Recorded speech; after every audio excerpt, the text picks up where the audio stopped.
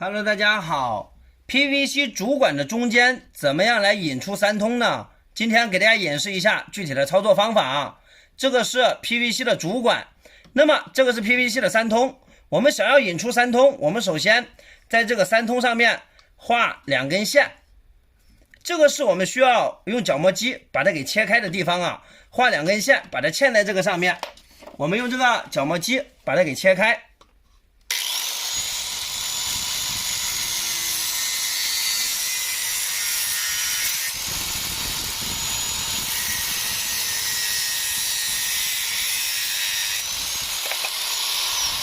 我们现在已经把这个三通给它切开了啊。我们下一步非常简单，这个是可以嵌进去的。我们来看，能够看非常清楚啊，能够嵌进去。我们在这里画一个圆，我们需要给它开孔、钻孔啊，就是这个地方，大概是这个地方，我们需要给它转一个圆。PVC 引出三通，这个地方我们需要开孔啊。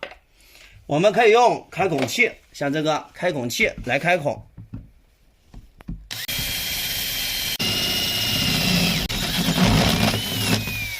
我们来看这个孔，我们现在就开好了。这个是主管上面开的这个孔，我们需要在这个地方引出三通。这个三通刚才我们也已经把它给从中间给它切开了，像这样子。我们往上涂的时候别忘记了，我们还需要 PVC 粘胶，把这个东西在这个管口给它擦一擦，这个东西在这个三通也给它擦一擦。这个 PVC 粘胶粘上之后是非常牢固的，之后我们把它往这里扣啊，注意把它的洞对齐啊。对齐了之后，我们需要两个这样子的卡箍，我们往上移，用这个卡箍先给它固定一下啊。像这个 PVC 粘胶没干之前，我们先用卡箍给它固定。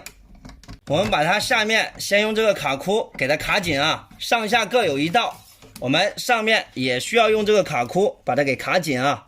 在这个 PVC 粘胶没干以前，我们都需要这样子卡住它，等它干了以后就可以了。